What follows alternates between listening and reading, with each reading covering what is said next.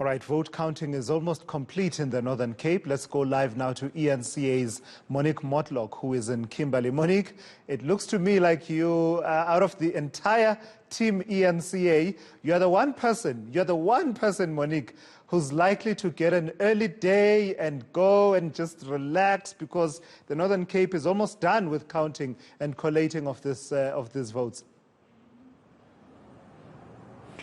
Yes, but knowing South Africa, you can never count your chickens before they hatch. So I'm not going to be relaxing until they say it's all done and until the IEC officials here at the Results Operations Centre have left themselves. So we'll be staying here until they say it's all clear. A little earlier, we heard from the IEC's briefing that the Northern Cape is leading the pack in the country with about 74% of those results having been completed. I heard from an IEC official about an hour or so ago that 10 municipalities results have already been tallied. But to give us a bit more insight into how things have been going, I'm speaking to the Provincial Electoral Officer in the area, Mr. Bonolo Modise. Sir, you mentioned to us yesterday already that everything went smoothly. You guys were prepared for any eventuality, and it went largely without any major disruptions. How are things looking now with the counting of the results? How far are we? We've been able to complete counting at all our stations. I think the last counting was completed around 10 this morning.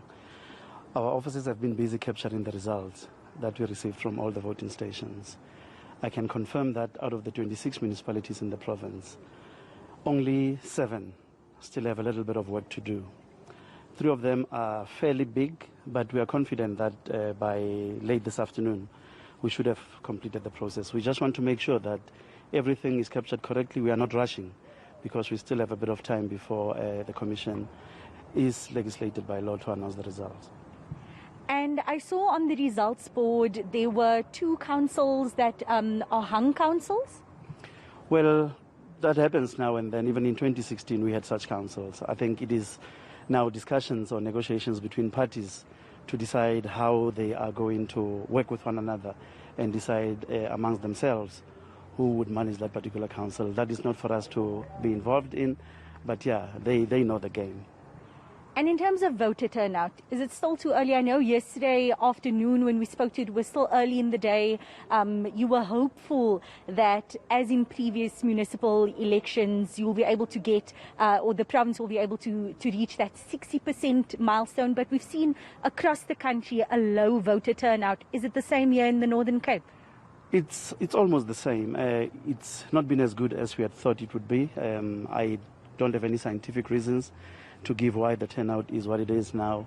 But we didn't do badly. Could have done better. I can't confirm for you exactly what the percentage is in the province, but yeah, we are happy with what we received. And compared to the rest of the country, do you know yet? Because I know that last night in an IC briefing, they mentioned that the Northern Cape's voter turnout was looking a lot better than other parts of the country. I haven't been able to check how other provinces have done, but yeah, I don't want to give incorrect information at this stage. Thank you very much. That was Mr. Bonolo Modise. He's the Provincial Electoral Officer here in the Northern Cape for the IEC, giving his tentative predictions on what they can be expecting. And from what I've heard from IEC officials inside, it's likely that the results should be completed by around 3 o'clock this afternoon. So we'll be keeping our viewers abreast of how things are looking. Right now, I can tell you from what I've seen on the results board, the ANC is leading in terms of the number of voters it's received so far with about 48%. The DA is second with about 21%, the EFF third with 8%, and then surprisingly you have newcomers like the Patriotic Alliance that told us a couple of days ago they are hoping to make some inroads in this municipality of Saul Plaatje and in the Northern Cape as a whole. They too have received their fair share of the votes. But as Mr. Modise said, the results are fluid. It's continually updating, and we'll be keeping a close eye. Hopefully in the next 2 hours, we'll be able to get those final results for you from the Northern Cape. Yeah, Monique, very quickly, where are you seeing interesting contests? You mentioned Saul Plaatje. I'm looking at the IEC page. which, I don't know, at least on my side, is not really that helpful. It's talking about the ANC at about 44% support, the DA at about 26% support, and the EFF at about 9%. At this point, if this trend continues, I don't know, could this be one of those really interesting contests in the Northern Cape? Look, here in the Sol Plaatje municipality, we have heard from the EFF that they are hoping to increase their seats from 5 to at least 12.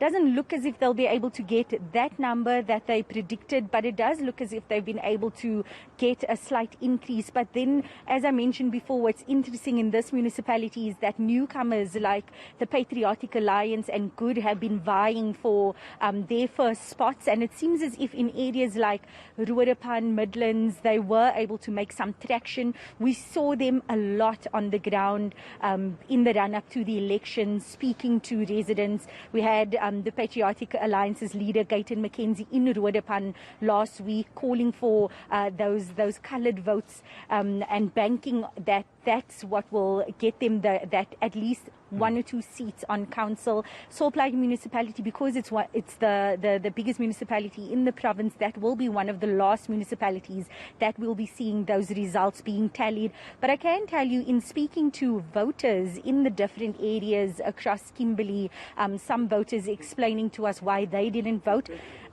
saying that they've all but given up hope in political parties. That's why they chose to not vote, because they feel nothing is changing in our community, so why should we vote?